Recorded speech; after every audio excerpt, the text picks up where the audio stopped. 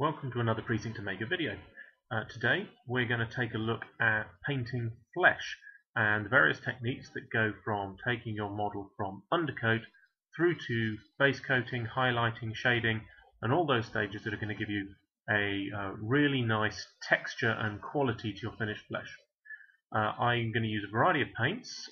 This is Citadel Old Foundation Talon Flesh. It's been replaced now with this new one, which is a Cadian Flesh Tone Layer Paint. Another paint I'm going to use in this process is here, and that's the Old Citadel Ogrin Flesh. If you want different effects, you can use different washes.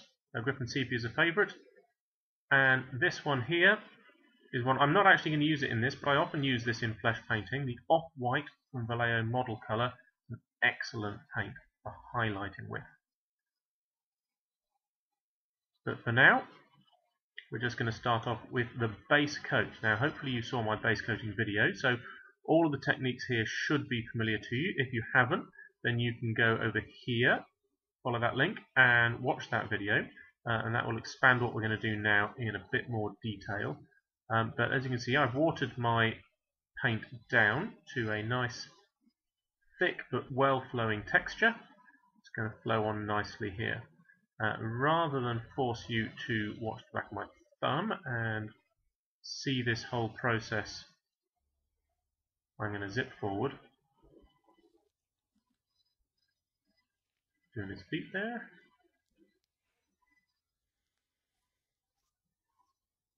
And I wanted to show that this bit is really useful for illustrating why the reverse onion technique is great, because I'm painting his face. I've got to get in between these drapes and underneath the rim of his helmet, and it doesn't really matter. And here on his chest he's got various straps, webbing, he's got his jacket. It doesn't really matter that I'm painting a bit onto it. There we go, that's the base coat all done. Nice smooth block colour, just like I showed you in the base coating video. So we're going to move straight on to the shading portion. And this is using a wash, which I'm going to make as pretty much a 50-50 mix between this Ogrin Flesh wash and the technical paint that Citadel Games Workshop calls is Lamian Medium. Basically it's just a matte medium. It's an acrylic paint without any colour in it, no pigment in it. And you mix that with the wash, and what that does is it means that the pigment in the wash flows more smoothly and stays in suspension.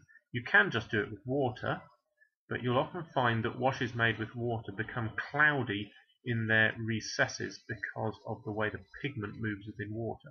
Using a matte medium, acrylic medium, just makes it that little bit smoother and avoids those problems with the pigment clouding out. I'm just going to fast forward this. Obviously I'm not doing it at this speed, but this saves you a little bit of time. And there we go. That's the last little bit. Wash is all done. There it is. I'll put that stuff away. So here we go. You can see the model finished now with the dry wash. And if you were just painting for a basic tabletop standard, I think you'll agree that would be more than adequate. Got a good solid base coat, a nice smooth flesh wash, and you can see particularly on the front there all the definition, all the lines between the musculature are completely clear. And you could really call that, in terms of the flesh, done for the purposes of tabletop quality, but I'm going on a little bit further. So I'm going to start restating the highlights. And the first step is going back and using the base colour again. I've actually changed up to use the Cadian Flesh Tone because it is just a smidgen lighter than the Talon Flesh used to be, in my opinion. But it's a very close match. But you do want to water it down a fair amount. I don't normally recommend taking paint directly from the pot like that, but this one has started to glob up, needs some water. So, having talked about the onion technique, this is the other thing which I like to talk about. Some people call it zenithal highlighting. I tend to think of it as the sand dune technique, and I'll show you why in a bit. This is because a lot of people start highlighting models like this under the impression that what you do is the raised areas are brighter and the recessed areas are darker, but in actual fact real light doesn't work like that. Real light, of course, strikes the highest areas, that is the areas closest to the light source. And so I'm identifying those using my table lamp and restating the base coat on those areas only. And I'm going to show you a picture now. This is why I call it the sand dune technique, because I think this really illustrates the point that you can see looking at these big sand dunes, that just because they're high doesn't mean they're bright. It's the side of the sand dune that is facing towards the sun, facing towards the light, that is bright, and the other side is dark. In some cases, even the highest point is the darkest bit. So if we go back to the model, you can see where we are. So this part of his trapezius is highest, closest to the sun, which I'm assuming is sort of overhead in the case of this particular character. And so I just use my table lamps to understand which areas need the highest lighting. And I'm fast forwarding this again for your benefit. I'm only going to paint this side of the model rather than go all the way around it, because you're going to see all of the main principles formed here. You can see that. Those muscles, just the upper edges of the muscles have been highlighted. The lower edges remain dark from the shading step. And that shows the principle of the sand dune approach to highlighting. There you go. Higher on the points closer to the light, darker away from it.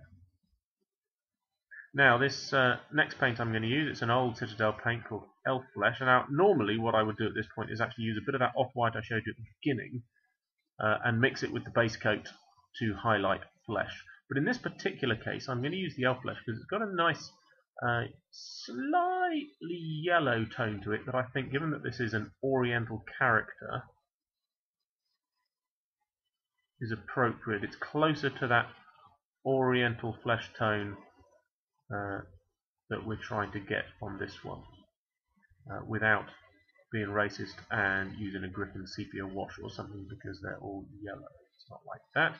It's just the colour of the flesh. Sorry this has gone out of focus for you. It's because my camera is focusing on my thumb. So we'll not muck about.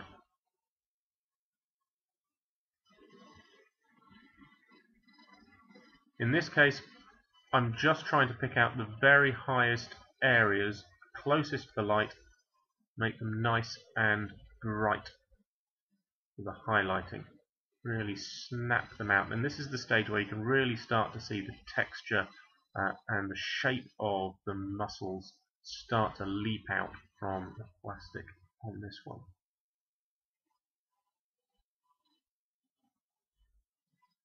Touching up the top of that muscle and top of the trapezoid there. There we go.